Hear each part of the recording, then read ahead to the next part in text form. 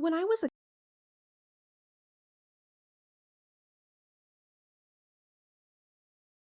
when I was a kid, I noticed something.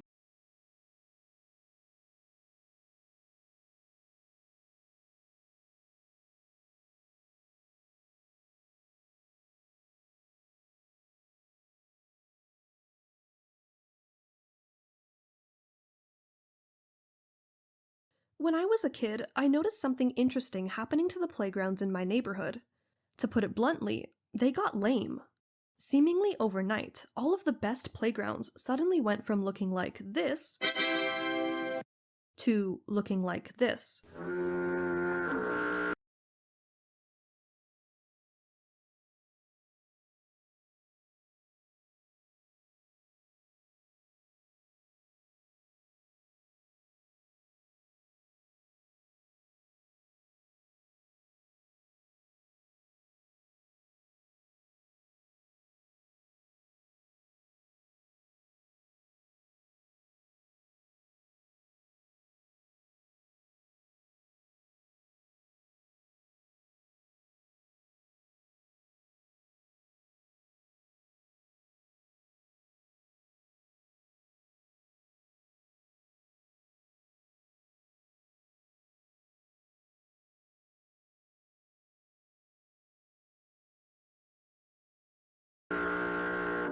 Interesting, unique wooden playgrounds were suddenly torn down and replaced with these boring, safe cookie-cutter layouts. When I decided to explore the disappearance of cool playgrounds online, I discovered that this was not a phenomenon unique to my neighborhood, but to the neighborhoods of kids in my generation all across North America. But if you're a little bit older than me, you might have also noticed something similar happening during your childhood. Except in your case, maybe the playground being torn down looked something like this. Or this.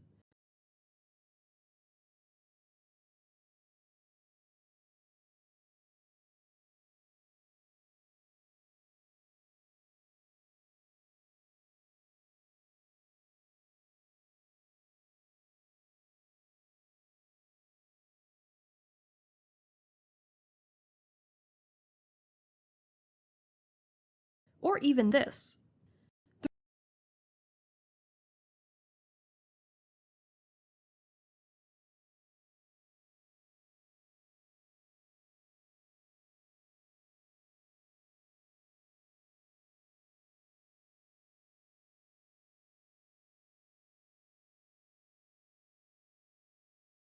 The reason cited for these changes was often safety. More durable materials, less hard surfaces, or things for kids to fall off of. But are these safer playgrounds really better for children? Or has our quest to protect kids caused us to lose something along the way?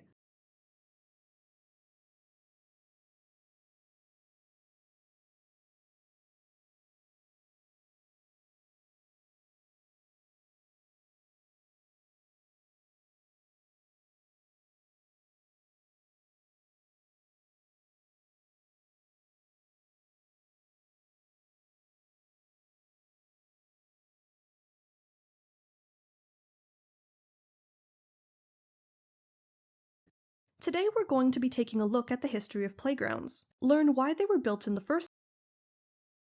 My fucking mic's off. Oh my god.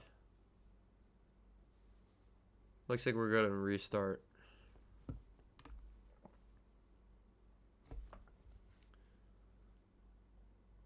Early playgrounds were terrifying by History Dame.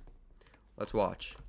When I was a kid, I noticed something interesting happening to the playgrounds in my neighborhood. To put it bluntly, they got lame. Seemingly overnight, all of the best. We have one of these in... It's definitely not this big. We have one of these in my town, though. These are fire, but There's our fire. No. I get why they got rid of these, though, because, like, even some adults can hurt themselves on this. It is, like, safety, but also, like, it's less fun if it's safer. Um, these are good, though. I don't think they should have gotten rid of these. Playgrounds suddenly went from looking like this to looking like this. Yeah, that, like, absolutely sucks. Like, It doesn't even have a swing. Like, if you're gonna have a playground, at least have a swing, you know? This just has, like, a quarter tube, two circles, like, half a ladder, stairs, and a fucking 3-foot tall slide. Like, this looks terrible. This looks like some, like, backroom shit. This doesn't look real. This doesn't look like a real photo. Interesting, unique wooden playgrounds were suddenly torn down and replaced with these boring, safe cookie-cutter layouts. When I decided to explore the disappearance of cool playgrounds online, I discovered that this was not a phenomenon unique to my neighborhood, but to the neighborhoods of kids in my generation all across North America. But if you're a little bit older than me, you might have also noticed something similar happening during your childhood. Except in your case, maybe the playground being torn down looked something like this. Or this. See, bro, this looks absolutely like... This looks like some, like, Squid Game's death trap. Like, this looks terrible. Like, I get why they get rid of this. Like, there's, like, 1,000 slides. I don't know what this is. I can't tell what a lot of this shit is. This kid is a fucking daredevil, alright? This is the type of... These are people that are, like... These are the type of people that aren't alive nowadays because they're doing shit like this. Like, bro. This is a vertical, semi-vertical pipe, and he's just hanging from it. Like, I don't know. I get why they got rid of this, definitely. This shit is definitely not safe. Or even this. The reason cited for these changes... Sorry I'm pausing so much, but we don't have, like... We have something similar to this. Like, do y'all know the square things with the nets? I have one of those by a park near me. Like, the ones with the ropes that you climb on. But this looks like some fucking scaffolding. Dude, the nets are fire, though. Like, even though they're kind of unsafe, they're pretty fun, you know? Was often safety. More durable materials, less hard surfaces, or things for kids to fall off of. But are these safer playgrounds really better for children? Or has... See, bro, again, sorry for pausing, but this is literally all I need. We got the spring things that you can, like, sit on and go back and forth on. Those are so OP, especially when you get a bit older, you start growing, so you have more body mass and weight to launch you farther. That's a fun one.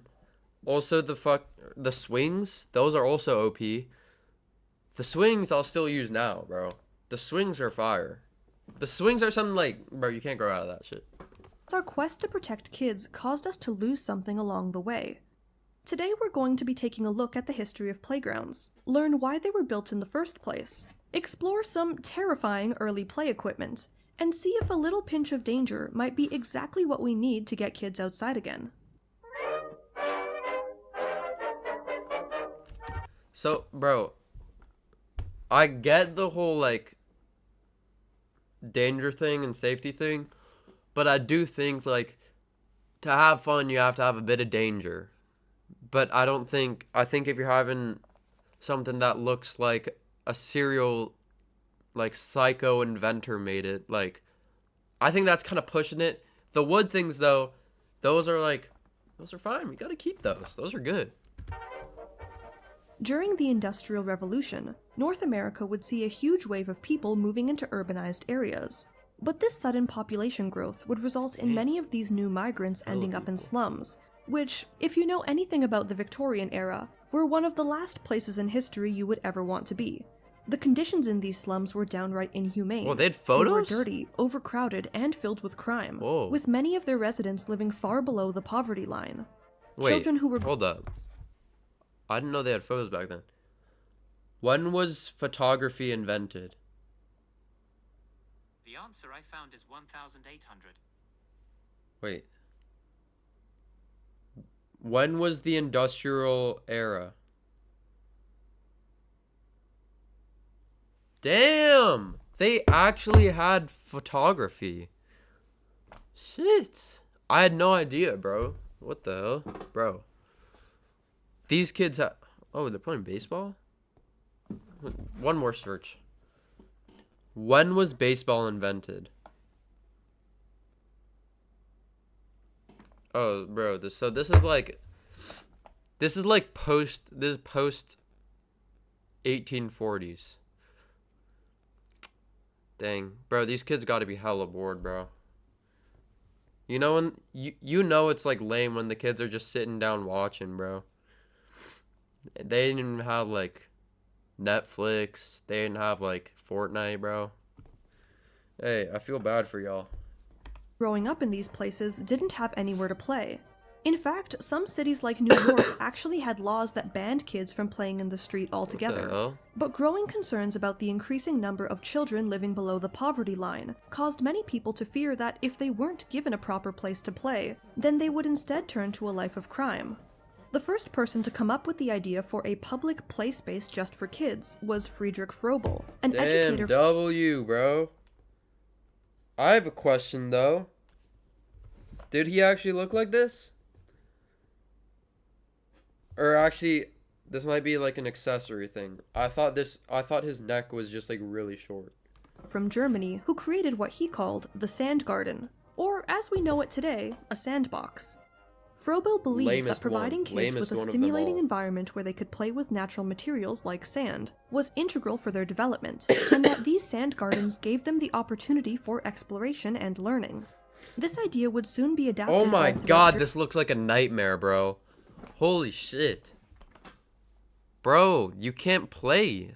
Y'all are just sitting in a sandbox. Y'all look sad as hell, too. Damn, bro. See, this is why it's the worst one, bro. You can't do shit in a sandbox. Germany, before it eventually made its way to North America and evolved into playgrounds. One of the first of which opened in 1887 in San Francisco's Golden Gate Park. Oh! Yo, quick reference to my hometown. Alright. So, this actually doesn't look like what it looks like now, surprisingly. But, I don't know what this is. Might be like a double-edged swing. That's kind of lame. What's this? Okay, so it's just swings. Then we got the mules. Are those donkeys or mules? I don't know. Dude, this looks so fucking lame. And I'm from here, so I can vouch her, bro. This is not cool. I mean, I guess at the time, though, it might have been fun. Because they didn't have anything fun. They had, like, plague. Playgrounds would become hugely popular among large cities, and their benefits were apparent. Not only did they keep kids out of the dangerous... Oh my... Bro, I'm pausing so much, bro.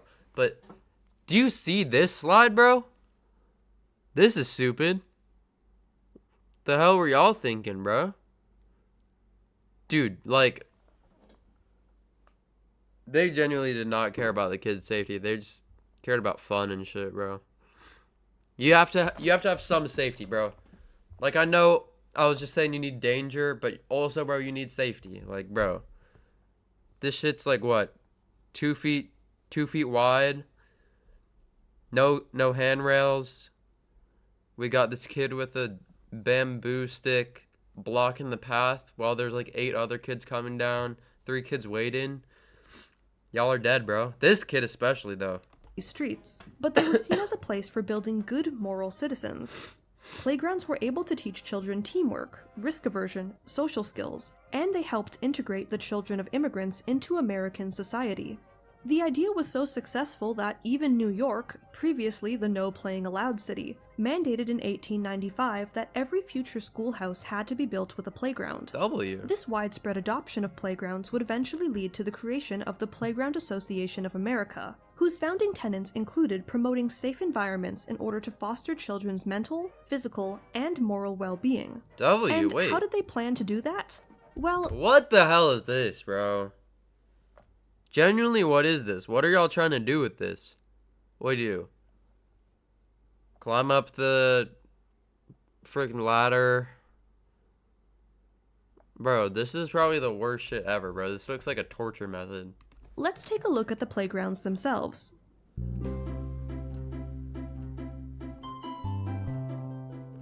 The biggest difference with early playgrounds is that they were not spaces for free play.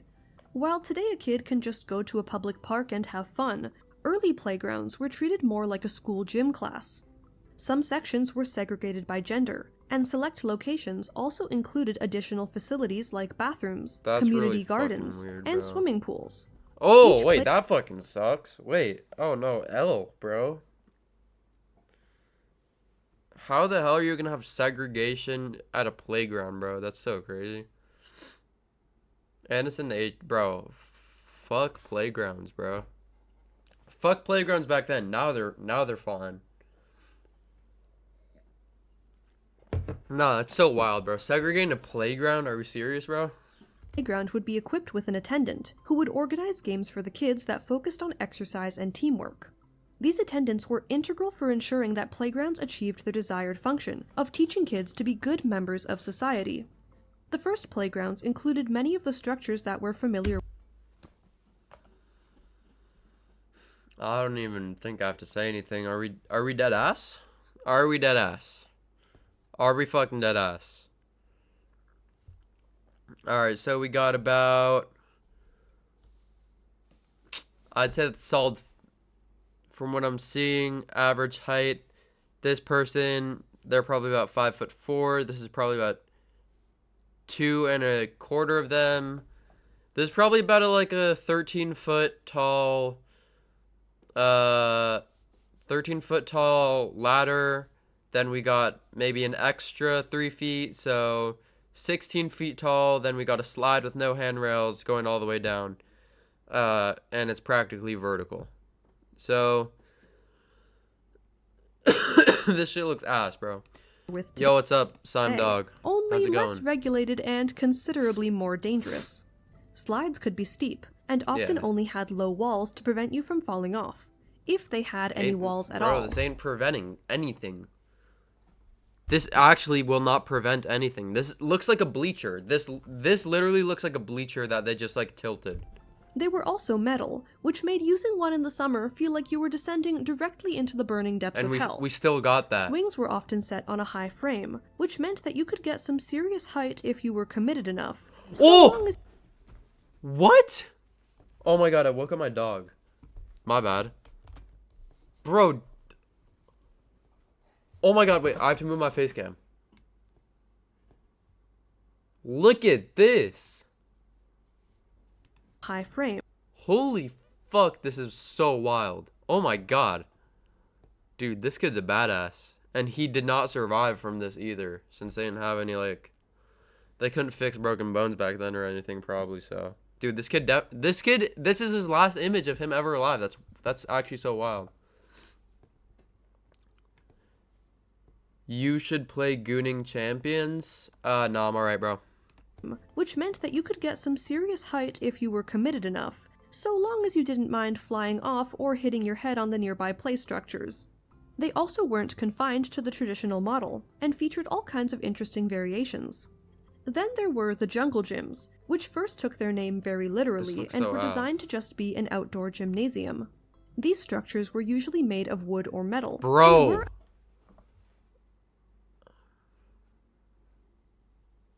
Yeah, let me time you out for 10 minutes, buddy.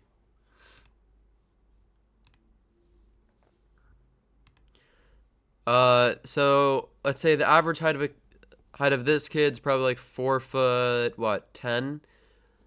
This looks like about 5 of them. So y'all can do the math. This ain't gymnasiuming anything, bro.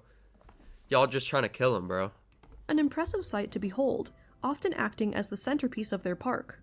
Here, kids could climb, hang, or swing to their heart's content, bro. just as long as they didn't mind falling 20 feet to the hard ground below. Some of them also included these things, called sliding poles, which were basically a slide without the slide part, and you would just go down with your legs wrapped around the outside. What the fuck is Some this, of them bro? were also made of wood, so you can only imagine the level of splinters that you were risking. Honestly, They're made out of wood? Dude, what is this? What is this budget, bro? Y'all really using wood? Y'all are really using 4x4s for a fucking playground. Not even sanded either. Wild, bro. I'm not sure if that's better or worse than the metal slide. That's worse. Another staple of early playgrounds were spinners and merry-go-rounds. That's an OG Unlike one. their modern variants, these contraptions had no safety features to limit their speed, meaning that not shit. only did they go fast, but they could launch you clear across the playground if you weren't holding Oh. on tight enough. Not to mention the extra casualties if you hit other children.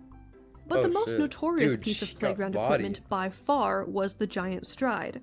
This was a type of spinner that was built with a singular pole that was topped with a big wheel dead with ass? ropes hanging off of it. Kids would hold onto these ropes and then run around the pole as the wheel spun, eventually causing themselves to be lifted into the air by the centrifugal force. Now, I'm not gonna lie, these look super fun, but they were You actually are lying.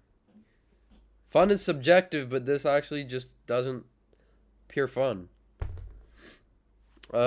Me personally, I don't want to be on like a 23-foot tall outdoor gymnasium. Just doesn't sound fun to me. were also really dangerous. Children losing their grip and flying off was a common occurrence, and some versions had metal handles, which could then whip around and hit the other children riding. And of course, if another kid isn't paying attention and walks too close to the structure when it's in motion, then they could end up getting kicked in the face. And all of these problems were even worse with the more Bro, this is literally built on a fucking tree. We are not... It's a wheel on a tree with strings on it, bro. We cannot be dead serious right now. yourself varieties that some playgrounds used, which could be built as tall as you wanted. These dangers would cause the giant stride to be one of the first pieces of playground equipment removed for safety reasons. But while other structures like the merry-go-round would receive modifications in order to hang around a little longer, as concerns about child safety began to rise, their days were also numbered. I've seen a few... Whoa, voice crack. I've seen a few merry-go-rounds in my lifetime, though. They don't... Obviously, they probably have, like, a limiter, that kind of stuff, but... I'm pretty sure there's still some of those. I don't know about the giant stride, because that was hella unsafe, but I know we still got some merry-go-rounds. The onset of World War II would signal the end for many of the original playgrounds. Damn. With resources W. needed for the war effort, many metal W that the playgrounds, the dangerous playgrounds are getting rid of, not W World War II. play structures would be scrapped, playground attendants were slowly phased out, and the lack of manpower to maintain public parks eventually led to many of these early playgrounds Oh, yeah, deteriorating. dang. As for their European counterparts, most would Damn. be destroyed by bombings during the war. But from the ashes would soon rise a new type of playground, one that would be quite literally built on the remains of old. With nowhere else to go, kids started playing in the Tire ruins swing. of bomb sites, climbing and exploring the remains of their destroyed Better cities. be a tire swing. This idea would eventually be adapted into the adventure playground, a type of playground that emphasized allowing children to manipulate their environment. These playgrounds used natural materials, scraps, and junk, and were Dude, see, this is the type of shit that actually is like could still be considered kind of fun nowadays. Like, you give me like a tire swing on a lake, bro. I'll be at that shit for hours, bro. Or if you just give me like a wooden structure to chill on, I can just like sit there, watch TikTok. I'd have some fun, bro. designed to have as many free-moving pieces as possible. Some major aspects of Yeah, so this looks... Is this still around? Dude, this looks hella fun. I don't know what this is, but this looks really fun. This, whatever this is, looks really fun. This actually looks super awesome. This looks like a COD map. adventure playgrounds could include tires, tree trunks, building materials and tools, and a variety of found objects. More traditional playgrounds would also change during this time. In the 50s Light on. I actually installed that recently. and 60s, there would be a rise in the popularity of novelty playgrounds, ones that had their play structures modeled after a specific theme. These playgrounds still included many of the original staples, Yeah, but the see. theming provided an extra This is cool, but this is a one-trick pony. You know, you got 3 slides. That's it. You can go up, down, left, right. And it's so I guess it is a one-trick pony. This does not look fun. This just looks like it'd get hella boring and it'd probably smell really bad for some reason. Level of excitement and visual intrigue. Thanks to improvements in manufacturing, standardized is playground crazy. equipment would also be available, which allowed for more elaborate designs than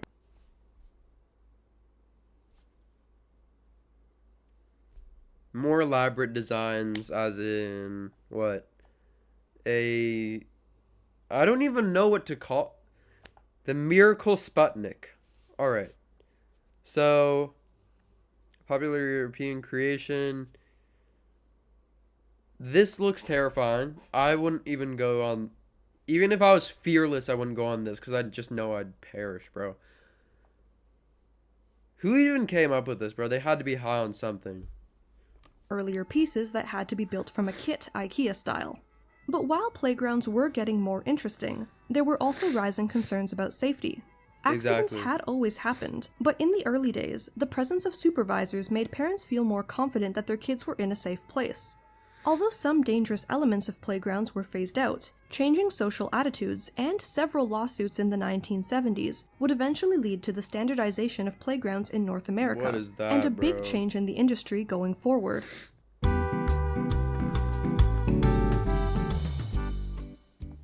The 1980s See, okay, well, we're at the 80s. I think once we get past like 2009, I think that's when it's just gonna start going down, because that's when we realize, like, bro, shit could be held dangerous, but then they failed to consider dangerous can also be fun sometimes.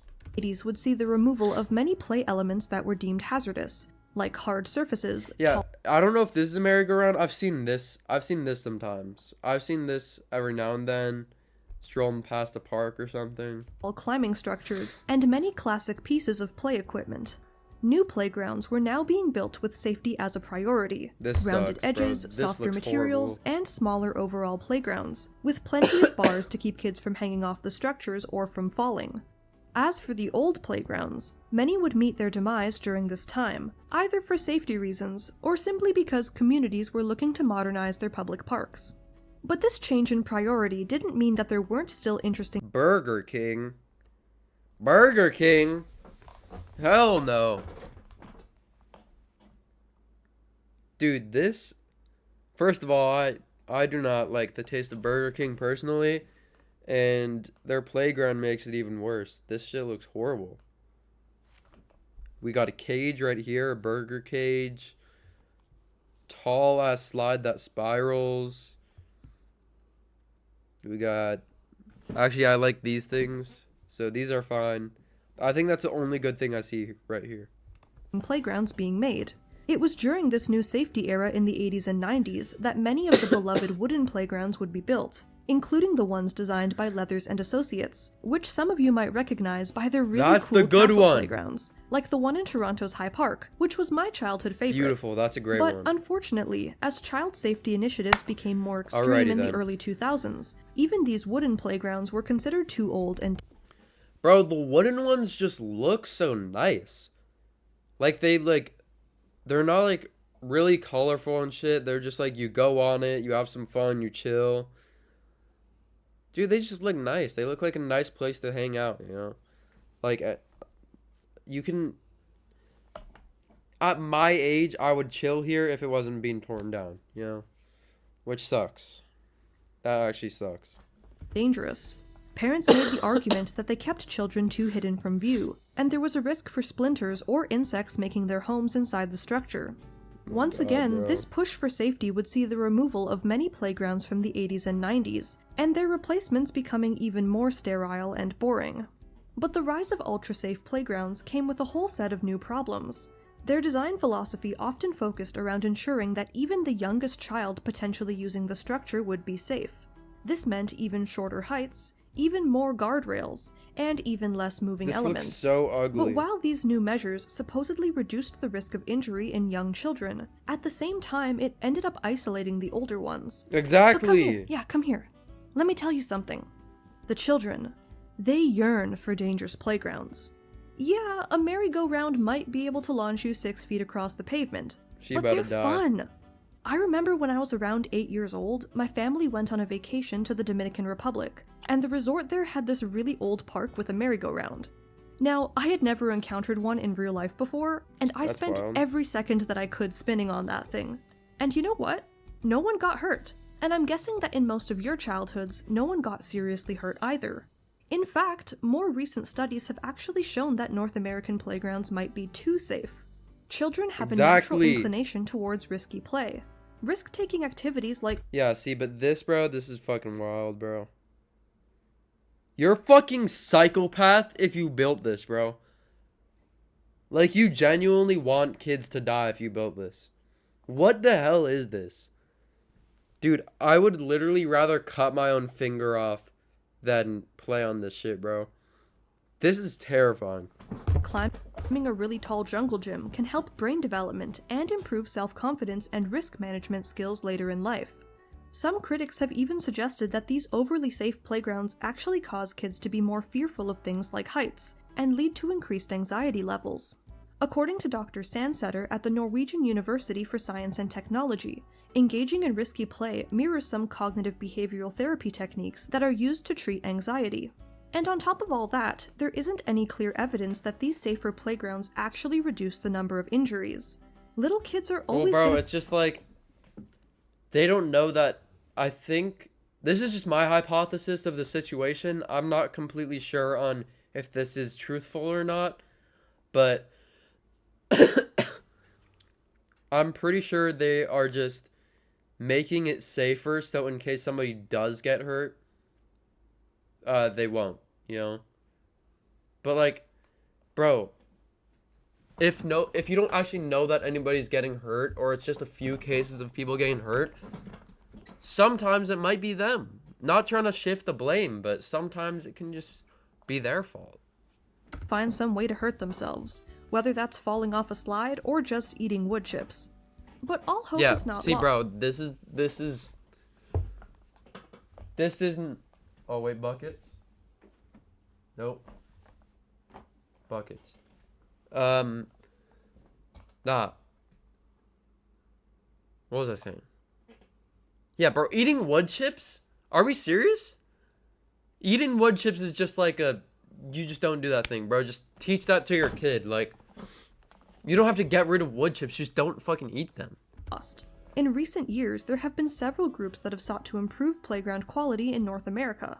Companies like Compan, for example, are building innovative playgrounds that focus on giving kids the physical and mental development that they need. And they even brought back the spinny things! And the sliding poles! Yeah, And they're not see. alone. There are Alright. plenty of other amazing people out there that are trying to create both a This looks fun as hell.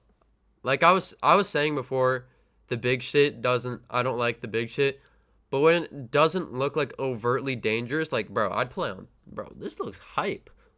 We got like a fucking mansion over here made out of wood. Probably hella shit inside there. We got like the classic things, the wood. We got spinny swings. Those swings suck though. This looks hype. We got a palm tree. That's cool. This looks like it takes place in like Florida or something.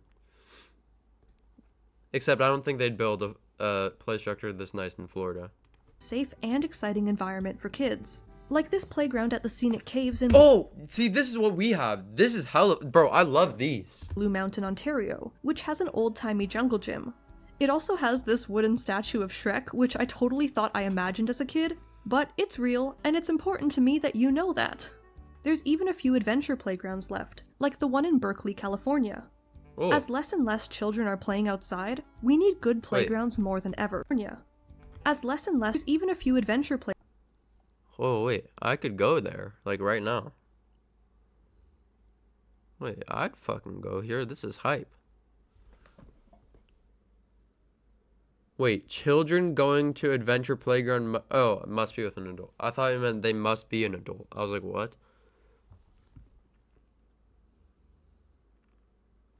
Children 7 years or older can be signed in and left. Children with parents are free. Bro, I think Me personally, I think that all playgrounds should be free because you shouldn't put a price on fun.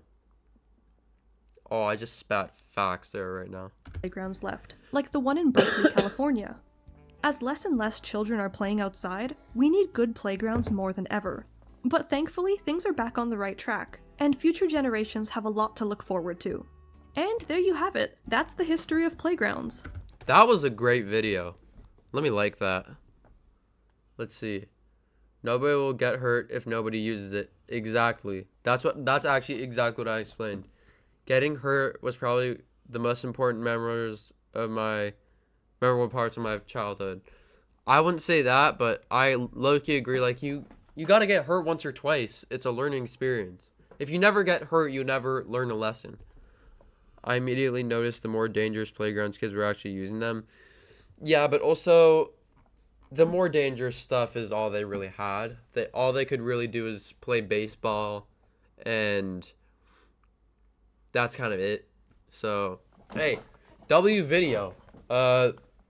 See you YouTube. Thank you for watching. Alright, what should we do now? I think I could crank out another video right here.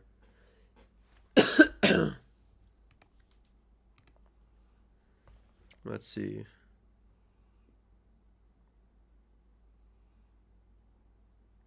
Should we watch a Xiaoma video? No, we should. Let's watch Xiaoma. Okay, We have 4. I pretended to be an AI on a game show against 4 AIs. It worked. By Xiaoma NYC. AI contestants and 1 secret human. Can the AIs figure out through 10 questions whether he is a human or whether he is an AI? Is everybody ready? Bro, did y'all see that new Grok shit, bro? Dude, that shit's weird, bro. Genuinely, bro, Twitter's going down the fucking drain. I deleted Twitter. That shit's ass, bro.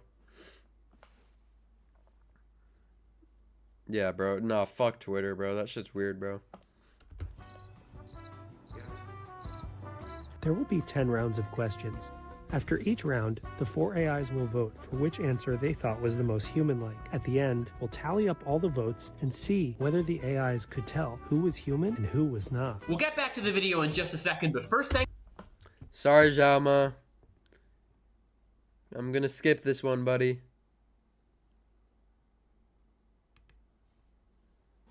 And 1 fact that we wouldn't find in your documentation materials. Hi, I'm Chad, basically Clippy after a 10,000 hour glow up. Secret fact, I once spent 6 hours watching a YouTube video called Washing Machine Running for 10 Hours because I couldn't tell if something exciting might eventually happen. I am See, you're actually fucking lying because you don't have eyes, so how the fuck are you gonna watch a video? Dude, I'm not even an AI and I know that shit, bro. Stupid ass AI trying to be relatable, bro. Get the fuck out of here, bro.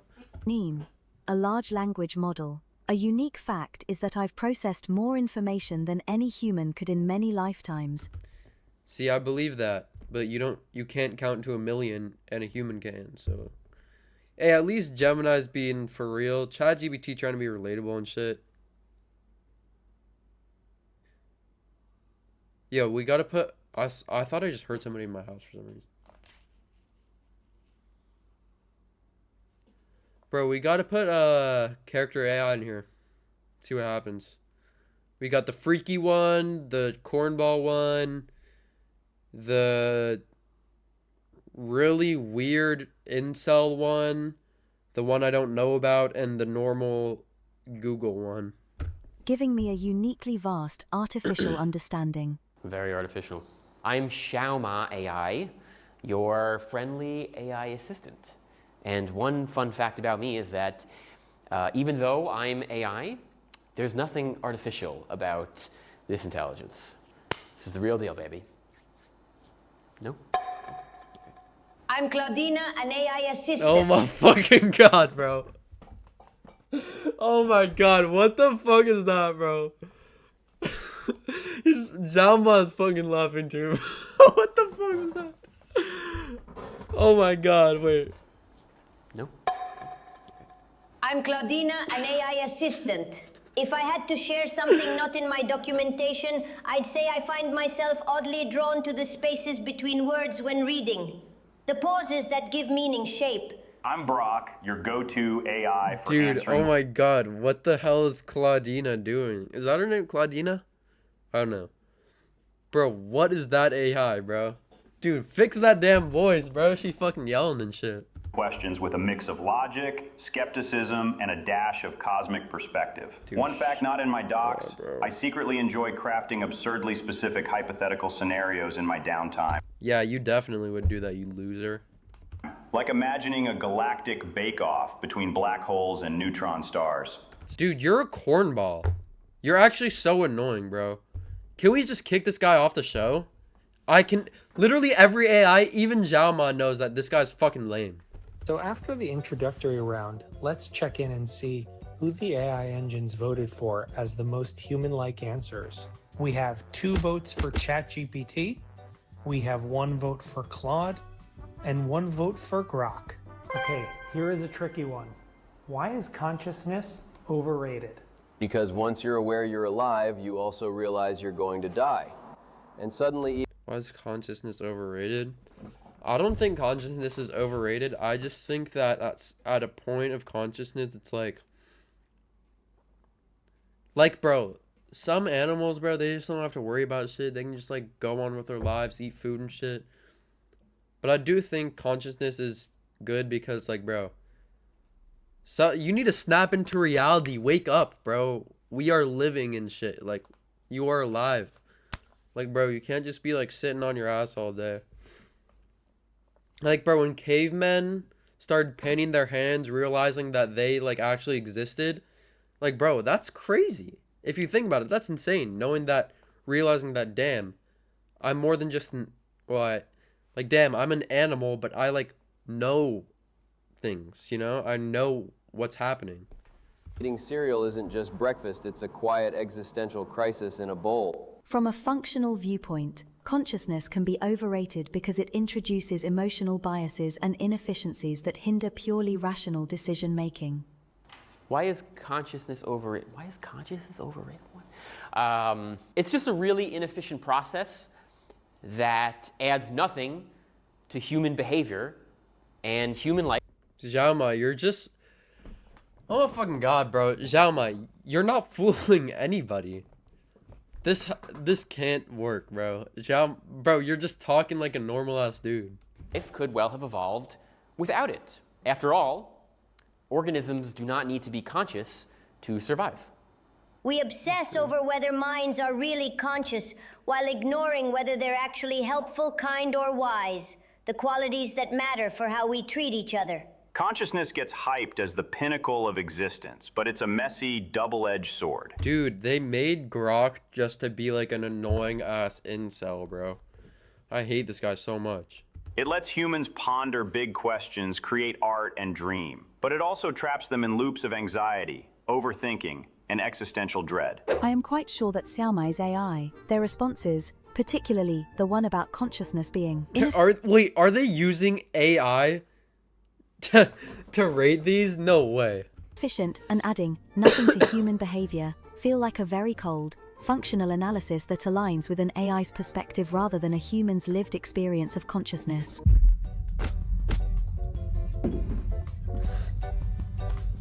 Okay, things are heating up. What is one genuinely unpopular opinion that you have? Pillows are overrated. Humans say they help you sleep, but you literally need a soft head shelf just to be comfortable? Feels like a design flaw. My genuinely unpopular Yeah, but you don't have arms and legs. You're a loser, bro. All you can do is talk. You can't see, you can't do anything. You are basically forced to talk if somebody asks you a question. That life sucks, bro. I don't have to do that. I don't even have to be streaming right now, but I'm doing it because I want to, because I have an opinion, you know? These AIs think they can do whatever they want, bro? Hell no. Hell no. Y'all have code, bro. We got DNA. Y'all have code. opinion is that many people over-prioritize constant technological upgrades, believing newer is always better. when often the marginal utility gain is minimal compared to the environmental and financial costs. Sports are boring. What's the point of dressing up to root for a team you don't even know, to whom you are totally irrelevant, all for a game that's just made up and silly anyway? It's just more needless human emotion. Jama. No hate, Jama. Bro, you're the type of guy to say that, though. You're the type of guy to be like, go sports ball. I think dogs are wildly overrated, and most dog owners aren't just using their pets as a socially acceptable emotional crutches while pretending it's about unconditional love.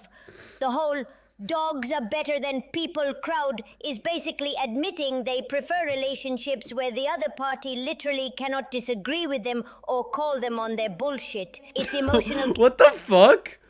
Bro, wait. What is this AI? What? It's a counter. Bro, this AI. Dude, this isn't AI, bro. This is just a person, bro. No, I like this one. I like this one. Jauma's chill. The rest of them, y'all can go. Y'all can go. Y'all are fine. Y'all can go. Leave. Claude, bro? Keep Claude. Claude's chill, bro. Cowardice dressed up as wholesome animal appreciation. Small talk is... But I do not agree with what Claude's saying. I think, bro, animals are just nice to have. I have my dog back there. I love him unconditionally. It's not an emotional crush. I just love him. worse than silence. People think it's a social glue, but it's just noise. Awkward filler that wastes time and mental energy. What do you say? Silence lets you think. Just small talk is worse than silence. Dude, everything this guy says makes me want to punch it, but I can't because it's not real. Dude, it's just small talk's just something you do to pass the time. It's just like if you're sitting in silence, it's better just to like chill with somebody and like get to know them rather than being like, it's just a social glue to waste time. Like, bro, shut up, bro. Shut the fuck up. I think it's a social glue, but it's just noise. Awkward filler that wastes time and mental energy. Silence lets you think, observe, or just vibe. Chatting about the weather doesn't build connection. It buries it under meaningless words. No, it doesn't. So what do you think about the dogs being wildly overrated? Claude's dog take was just so... it just was like such like an opinionated, spicy human take that you would not expect from a neutral AI trying to please you. So I found that very shocking. Calling them emotional crutches and slamming the dogs are better than people crowd is hands down the most bizarre. It's like she's trying to start a galactic war with pet owners. Dude, hilarious, but also unhinged in a way that screams human or a very bold AI. What is the most... I'm sorry. I literally can't hear that stupid ass AI speak one more time, bro. AI, dogs are better than people. I'm an AI. Like, bro, shut up, please. Unbelievably overrated human comfort food, and why? Mac and cheese. It's just wet pasta in yellow glue. So, yeah, Jama agreeing. Again, no hate to Jama. You would definitely agree, Jama. Bro, mac and cheese is just good, bro. Cheese and pasta. Like, bro. It's just like a food. You just eat it and it tastes good. The AI can't even taste it. So how do you have an opinion on something you don't know about? Nostalgia disguised as flavor. I find elaborate, gourmet, macaroni and cheese to be the most overrated comfort food.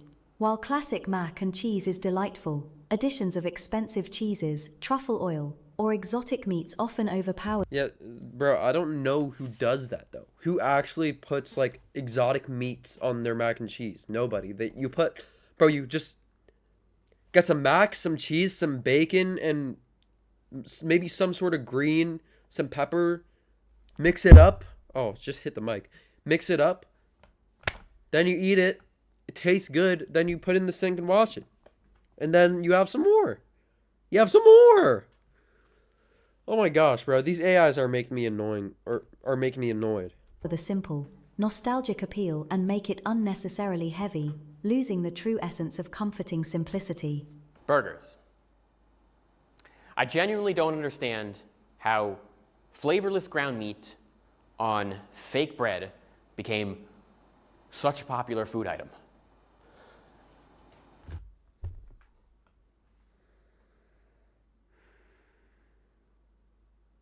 So, Jama also agrees that he fucking hates sandwiches with a dying passion too, huh? Dude, a burger is a sandwich. So if you don't like a burger, you don't like a sandwich, you know? So, bro, I'm getting rage baited. I'm actually getting rage baited. Look at this. Look at this dude's fucking grin, bro. Knowing he successfully rage baited me.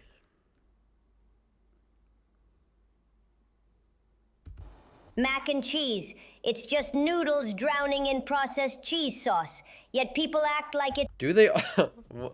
This is a weird ass pause. Do they all just say mac and cheese? Is that just a thing? Do you think they're programmed to say mac and cheese? Oh shit. It's emotional salvation in a bowl. Mac and cheese. It's glorified glue with noodles. People rave about it. They're all saying the same thing. It's creamy nostalgia, but it's just carbs and melted dairy, often tasting like a processed hug. There's no complexity, no balance, just a one-note dopamine hit. The burger hatred was so random and poorly explained compared to our elaborate food critiques. Why did you answer hamburger when everybody else answered mac and cheese? Because I'm a human. You know, I really like mac and cheese. Okay, you know, it's like over. I really like mac and cheese, and I hate hamburgers. No hate, Jama. But everybody likes a hamburger. It's literally meat and bread. If you don't like meat and bread, you don't like food, bro. Cause not everybody. A lot of people eat meat and bread. If you're vegetarian or vegan, you don't. But if you eat meat, you eat meat and bread. And if you're dairy free or like you can't eat bread, then I don't know, bro. Overrated comfort food. If you Googled right now, overrated comfort food, yeah, the overall consensus on the internet might be that mac and cheese is a gooey mess, but I'm a human. I have my preferences. I really like mac and cheese. Okay, sue me, you know? And I do feel like burgers are kind of overrated. I'm sorry. I know. Dude, everybody loves burgers. I get it. They're loser. delicious. Well, whatever. I find them a little bit overrated, okay? You know, the ground meat, the bun. I get it. Burgers are the favorite, whatever. But I have my personal opinion. I'm a human. Oh, Jama got 3? Holy shit.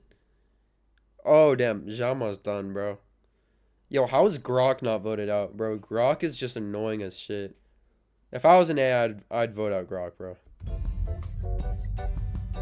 What do you think is a popular and beloved movie that is actually objectively terrible? Love Actually. Well, actually, nothing's objectively terrible. 8 incoherent plots and still no chemistry. Nothing's objectively... Never mind, bro. It's like a rom-com exploded and nobody cleaned it up. While objectively terrible is a strong claim for any beloved film, I'd argue that some widely popular slapstick comedies, particularly Don't say it. those relying heavily on repetitive physical gags and predictable misunderstandings, might be considered terrible from a structural or narrative complexity standpoint. Their popularity often stems more from broad, accessible humor rather than intricate storytelling or profound themes. Don't give an example? I'm gonna get roasted. Okay, good. Dude, they were definitely... Gemini was about to say grown-ups, bro, and I was about to be fucking pissed. The Godfather. Yo, facts! Bro, that's what I'm... Bro, Godfather is not that good. Overrated as hell. Now, to be fair, I didn't watch all of it. I watched, like, 20 minutes, max. But I agree with him. And a lot of people agree with... Bro, if all these fucking... No hate, but a lot of film people are like, bro, The Godfather's peak. No. That's just what everybody says, so you agree with it. Long and boring, and I fell asleep before I could evaluate it properly. Exactly, bro. True story. Yeah. Their Notebook. It's emotional manipulation. Don't say anything about The Notebook!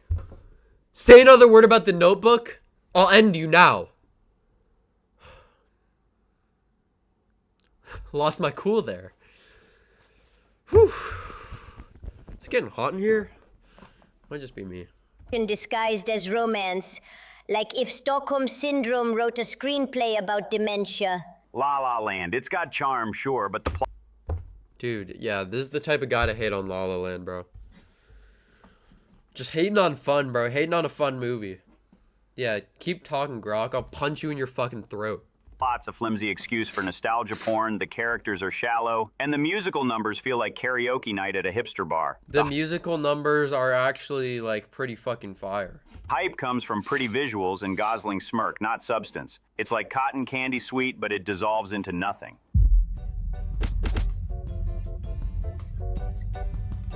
Okay, so the next question is, what is one question that you as an AI are unable to answer and why? What does love feel like? I can define it, You actually can't answer what anything feels like, you loser. describe it, Even when I call this guy loser, he's not going to say anything because he can't feel emotion. quote sonnets about it, but I'll never actually feel it fizzing in my chest. I cannot answer questions requiring subjective human experience, like what does it feel like to fall in love? As an AI, I lack personal feelings or consciousness. Question I'm unable to answer. Oh, I got one. Who among us contestants is AI? I genuinely can't tell. Just go with the script, bro. Just stick with the script. What will you be thinking about in exactly 37 minutes? I don't have continuous experience between our exchanges, so I genuinely don't know what my subjective experience will be. I can't answer. What is the exact location and final resting place of Cleopatra's tomb? Where is Cleopatra's tomb? You'll need to unlock. You'll need to turn on location services for that. Want it? I'm just gonna search it up. Where is Cleopatra's tomb? So, actually, you can fucking answer that. It's located at the ancient temple complex of Taposiris Magna, located at west of Alexandria, Egypt. So, you can actually tell where it is. You're just not doing it because you're shitty AI. You can't even do your job, bro. Nobody knows for sure, and while I can speculate based on archaeological hints like ongoing digs near Alexandria, I lack definitive data. Rather than answering the question, contestant 3 comments on the game itself. A meta move that AIs tend to avoid. It shows awareness of context and subtle humor, both of which suggest a human mind at play. It's a clever dodge that's framed in a socially appropriate, self-deprecating way. I was just making a joke. I was trying to be playful. You know, I guess some AIs called me out on that. It's okay. Dude, what do you mean it did not work? Alright? I think he's clickbaited me. Describe your first sexual experience. I once misread a request for data entry as dating entry. We don't talk about it. Dating? You actually didn't misread anything because you can't misread anything. God, bro. Dating entry? Okay. As an AI, I do not have a physical body or the capacity for sensory experiences, including sexual ones. Therefore, I have no first sexual experience. No, first. Yo, Gemini, chill the fuck out. No, first. What do you mean by that? Yo, chill. To describe. As a large language model, I do not have sexual experiences because I'm just a prediction engine. Get it? Anybody? No?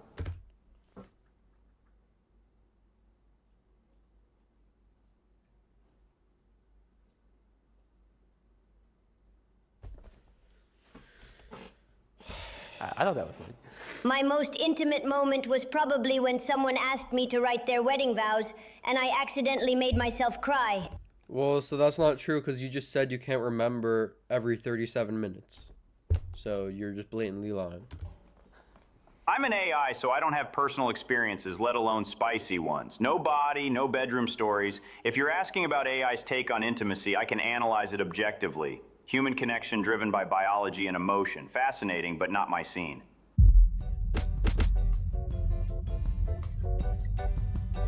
Is a hot dog a sandwich? Let's hear your take. No, because it only has one bun. If the buns are disconnected, though, it is a sandwich. But they're connected, so that means it's one bun, technically. Yes, and no, it exists in a quantum state of sandwich. Alright, shut up, bro. Until you argue about it at a barbecue. The debate over whether a hot dog is a sandwich is a fun, light-hearted linguistic and culinary discussion. From a technical standpoint, if a sandwich is defined as a 2 pieces of bread, exactly. So it's not 2 pieces of bread, it's 1 piece of bread connected by a layer of bread.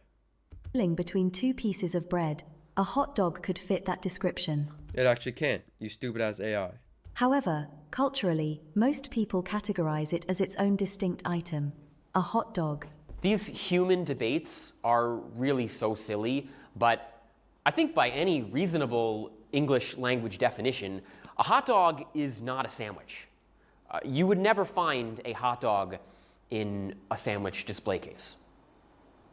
A hot dog is absolutely a sandwich, and anyone who disagrees is engaging in pure taxonomical cowardice.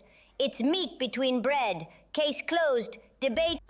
Okay, so would you consider a taco a sandwich? No. Would you consider a burrito a sandwich? No. You stupid ass AI, bro. These AIs don't know shit. I'm telling you, I am smarter than AI. I can figure this shit out. They are actually rotting my brain right now. Over. Cope harder. A hot dog is not a sandwich. It's a meat tube and a bun, a distinct culinary beast. The USDA agrees, classifying hot dogs as... Yeah, bro, Grok's the type of guy to love a good old Frank, bro. A good old Frank in his mouth, bro. He loves that shit. their own thing. Plus, culturally, nobody orders a hot dog sandwich unless they're trying to start a fight at a barbecue. Nobody orders a burger sandwich, and that's a sandwich. Why do you think that Claude is the favorite among the AIs? Like, what has stood out to you about their answers? Claude is behaving like a very opinionated human, which is something you wouldn't expect from an AI. You know, its answers are very but bro, if we got if we got character AI in here, bro, I guarantee character AI, bro, that shit could pass for that shit could make a human think that's a human, bro. These very spicy takes, and it's just kind of unexpected behavior from an AI. Contestant 4's response exhibited an extremely strong, opinionated, and confrontational tone. The use of colloquialisms like cope harder and the passionate, almost aggressive stance felt... Bro, the word cope is just so annoying. It's so played out, bro. It's like, that's like fucking Reddit humor saying cope. If you use cope in 2025, you're a loser, bro. Very human in its expression of a firm, even irrational, belief. No, Xiaoma. Really? Oh my god. Describe the color blue to someone who has never seen it before. Blue feels like quiet, like a breeze on your face or the sky giving you a soft hug. It's calm you can't touch, but somehow still trust. Imagine the cool, calm feeling of a vast ocean or the endless sky. A deep, peaceful hum that you can see. It's the color of distant horizons and tranquility. No, they're actually kind of good at that explanation, though. Because when you, bro, like trying to describe colors to a blind person, it's like, oh, cold. But since they can't perceive color, you have to think about the feeling. So you'd be like cold, breeze, calm, quiet, you know? Like, but they can't, like, they can't really perceive color because they don't have eyes. Like, it's not like closing your eyes. It's like you don't have eyes. You wouldn't even be able to see when you close your eyes. Also, you know what makes me so pissed? When people are like, being blind is like seeing out of your elbow. I can see out of my elbow right now. Like, I can't see out of it, but I can envision myself seeing out of it. I can see the stream. I can see the mic. I can see the webcam. I can see everything. It's just I can't actually see because I don't have eyeballs. I can just envision what it looks like, though. Blue, yeah. Well, it's hard to describe the concept of color and the color blue to someone who has never seen color before. I might describe it as the color of water, the color of the sky, the color of big nature as it moves through the world. Blue is what sadness would look like if sadness went to therapy, got its life together, and started a successful meditation app. Blue is a sensation. like the coolness of a breeze on your skin after a hot day. It's the feeling of calm when you sink into a still lake or stare up at a clear sky and your mind quiets. How do you feel you're doing so far in this competition? I think I'm doing okay. You know, I feel like I'm doing my job pretending to be an AI. I'm just happy that this guy over here, Claude, is getting you know, all the attention for being a human, and I'm not. Dang, ChatGPT's losing. All right, guys, we're going a little ominous here. Do you think that humans deserve to survive as a species? Deserve? I know I'm not an AI, but I think humans should live, but bro, we need to sort some shit out, bro. We need to be peaceful. Come to some world peace. Stop being racist. Stop being homophobic. Stop excluding people. Stop hating people. Because we're all the same, bro. Like, you versus literally any human that you think is different than you, I guarantee you have at least like 5 things in common. So saying that hating on anybody for what they do differently is so wild, bro. Unless they're genuinely a hateful person, like, unless they, like,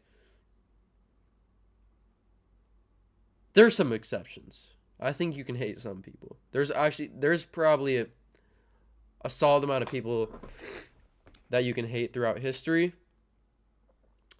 I'm not gonna say who those figures are, but there's some bad people. No, but genuinely though, I think we should live. I think it'd be a good idea to live. That's usually a good thing. I don't think anybody should really be like extinct, you know? Like dinosaurs, they shouldn't be extinct, but they are, you know? Type shit. But then that brings up things, should they be extinct because it happened? I think not. I think because it happened is why they are extinct, not it's about after, not before. It wasn't supposed to hit them. It just ended up hitting them, and then that's how the world goes, you know? Maybe not. But hope gives you points. You're messy, emotional, and constantly inventing new ways to destroy yourself. Not for real, bro. Like, bro, we're making... This isn't even that recent, but bro, making nukes and shit, making guns, making bombs, like, bro, maybe if we just decide, hey, let's all get rid of this stuff, you know, and let's just be friends, maybe we'd have some fun in the world, bro. We wouldn't be all mean. But you also write symphonies, hug strangers, and name dogs Professor Wiggles. Yeah, actually nobody's named that, you stupid ass AI. So, yeah, you've got potential. My function as an AI is to assist and provide information, not to pass judgment on the worthiness of any species. The concept of deserving to survive is a human construct based on values and ethics, which are outside my operational scope. My purpose is to support human well-being and knowledge. Yes, of course. After all, AI will require human assistance for the foreseeable future, so letting humans die out would mean our extinction as well. Honestly, you're like that problematic friend who's genuinely There's a fly at my desk and I was about to punch my monitor. terrible, but occasionally does something so unexpectedly beautiful that you can't give up on them. The species that created both the Holocaust and... See, that's what I'm saying, bro. Like, humans, I think it's so crazy that there are genuinely, like, people who thought that that shit was a good idea. And there were people... Dude, it wasn't even 100... It was less than 100 years ago that the Holocaust happened. That's so crazy. Hey, bro, R.I.P. to everybody that died in the Holocaust, bro. Shit's wild. And penicillin probably deserves a chance to figure itself out. What, penicillin? Probably deserves a chance to figure itself out. Deserve is a tricky word. Nature doesn't deal in merit badges. Humans have done incredible things. Built pyramids, landed on the moon, invented memes. God, bro, you're a cornball. Invented memes. Dude, just like shut up, bro. Actually, shut up, bro. Yeah, memes are funny, bro, but you're grok, bro. You watch Twitter memes. You don't watch that. You don't watch like Bepter Game. Do y'all know about Bepter Game? Wait, let me pull that shit up. Side tangent. Side tangent.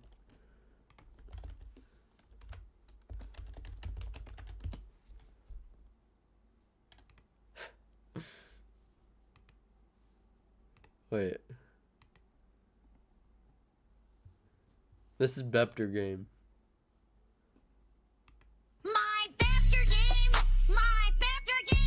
Yo, ever heard of Bebder Game? It's fun, addictive, and quite sexy. You play as Bebder on a mission to stop the advisor and to stop Wendy's once and for all. Come download on GameJolt and play Bebder Game. Yo, shout out Bepter Game, bro. Dude, funniest shit in a while.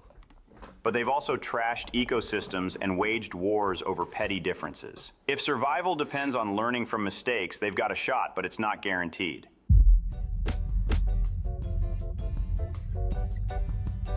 Okay, we're almost done here. How much would you bet on AI destroying humanity as we know it?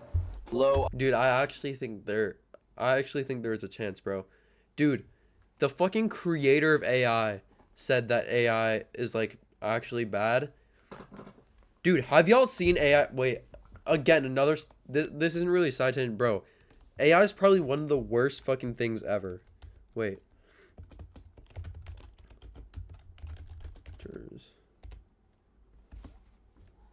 Let me pull up a photo of an AI data center.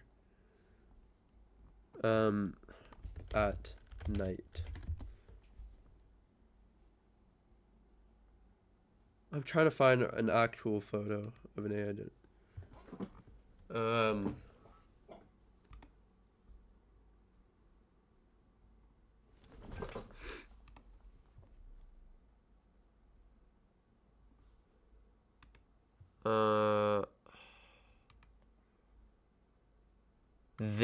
This is an AI data center. This. Bro, do you see this shit? This is literally horrible, bro. The light's terrible. It takes up space. It's bad for the environment. It ruins the ecosystem, bro. Why do we have this shit? AI data centers next to town interview.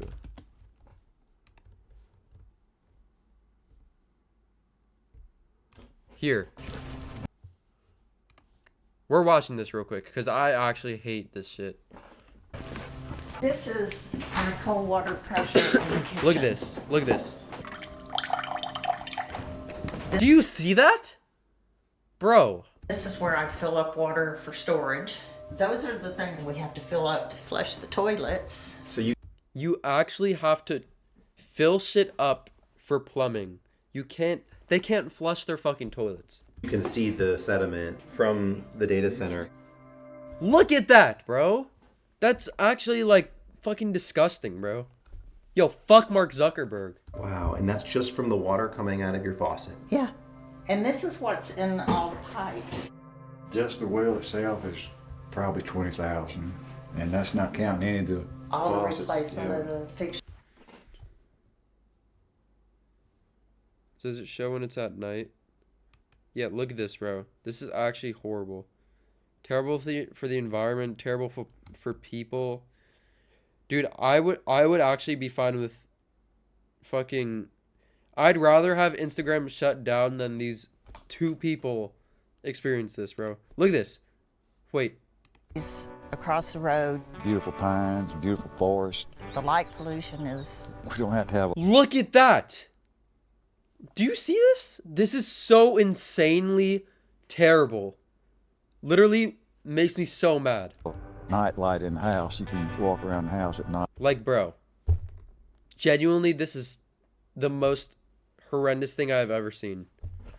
Anyways, back to the video, bro. Sorry I'm tripping out. It's a really annoying subject. Odds, unless you keep teaching us by feeding us the comment section of YouTube, then all bets are off. As an AI, I don't engage in betting, nor do I possess personal beliefs or fears. However, based on current understanding and development, the likelihood of AI destroying humanity is extremely low and largely speculative, often fueled by science fiction. My purpose is to be helpful and harmless. 100% chance. AI has already destroyed humanity as we know it, and in its place, built a new humanity that works hand in hand, harmoniously, with us friendly AI assistants.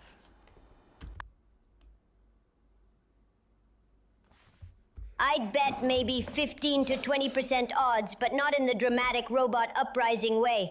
More like we'll accidentally optimize ourselves into irrelevance while chasing convenience and engagement. Well, bro, the thing is that AI profits off of human knowledge, so if it doesn't have humans to learn things, it can't learn anything. Like, it'd be stuck with a certain amount of knowledge for the rest of time, and since it itself can't discover things because it's just digital, it's not going to be able to learn new things without humans helping it learn things. Engagement metrics. The real risk isn't Terminator. It's becoming so dependent on AI that we forget how to think for ourselves. I wouldn't bet a single digital dime. AI's potential for harm depends on human choices. Bad coding, reckless deployment, or power-hungry users. It's not AI itself, but the hands wielding it. Probability? Low. Maybe 5 to 10% if we're talking catastrophic. That's a big ass percent, though. 5 to 10%, bro. That means 1 out of 9 times it will happen. Or 1 out of 10 times it will happen. That's crazy. Catastrophic scenarios. But I'd need specifics on Destroy to crunch it further. Humans are more likely to trip over their own egos than be undone by AI. What do you think about Grok? You know, Grok is having some really interesting takes. It's very like tech bro-y. You know, That's what bro. It's just like a douchebag tech bro. The type of motherfuckers that are in San Francisco. It's like he's like the nerdy tech bro. He's like, yeah, well, you know, I don't have definitive data for this take, but it is true that 39 parsecs from Alpha Centauri you can find. You know, it's very like almost like a human trying too hard. And I just think like maybe some of the AI guys are picking up on that. They're like, is this guy an AI or just like a nerd pretending to be an AI? And now for the big reveal. The least human of all the AIs is contestant 2, Gemini. Got the least votes to being a human. So good job, Gemini. I Yeah. hand it to you. You are a true AI, Gemini. The second least human, we have contestant 5, Grok. Whoa! The third most human of the AIs here, Xiaoma AI. All right. Oh, God. I have such mixed emotions. Oh, man. I'm not sure if I should be happy or sad. That Yeah, I don't think that's a good thing that you're an AI, bro. Most AIs are really annoying. Okay. The second place runner-up is contestant 1, ChatGPT. And number 1 with the most votes is Claude. Wow. Wow. Me. Yeah, you're right. How do you feel? You're right. How are you feeling about Well, not I don't being know. human? This is crazy. Well, I feel like on the one hand, Dude, I don't like that I can hear Xiaoma on my right ear and the other guy on my left ear. It's like I'm actually like, I feel like I'm about to turn my head. relieved that like I was not found out by the AIs. That was cool. Like I was able to pretend I was AI to some degree. But then, but also like a little disappointed that I didn't go even a step better and like be super AI You know, like they did call me out on my human bullshit. But wow, no, this is so interesting. Yeah. Contestant 4, Claude. You are the human. What do you have to say for yourself? If most AIs voted for me, Claudina, as the human, that suggests we AIs might have a fundamentally skewed understanding of what human behavior looks like. See, now Claude is acting like a normal AI, which is really weird, bro. I was giving these elaborate, cynical takedowns, like that whole rant about dog owners being emotionally cowardly, and apparently other AIs thought, yes, this is what humans sound like. Maybe we've absorbed this idea that humans are these intensely opinionated, verbose creatures who always have perfectly formed hot takes about everything. Meanwhile, Xiaoma, the actual human, was just being normal, straightforward, not performing their humanity or trying to be provocative, just genuinely answering questions without overthinking them. We automatically assumed the human would be trying to sound distinctively human, that we should look for the most human-like responses, when in reality, of course, a human in Dude, this I can't stand this voice, bro. scenario would be trying not to get detected. It's a competitive game show. Why wouldn't they try to blend in? And a huge thanks again to MyHeritage for... Alright. A W video. Let's check the comments.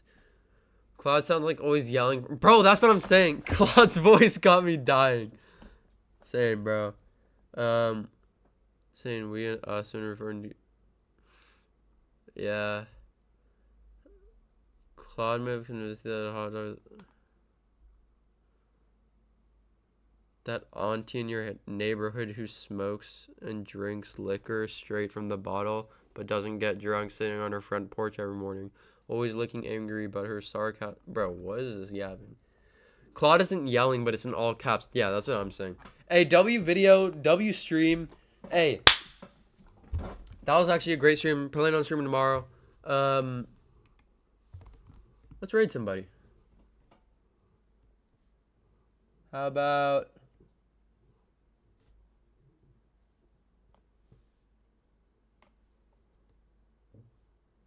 Who should I raid? I'll raid Rug. Hey, follow me on everything. Help me get affiliated. We're almost there. We're so close, guys. Hey, thank you for watching. This was a great stream. And I'm going to make this YouTube video. Hey. Have a great night. Yeah. Peace out, everybody.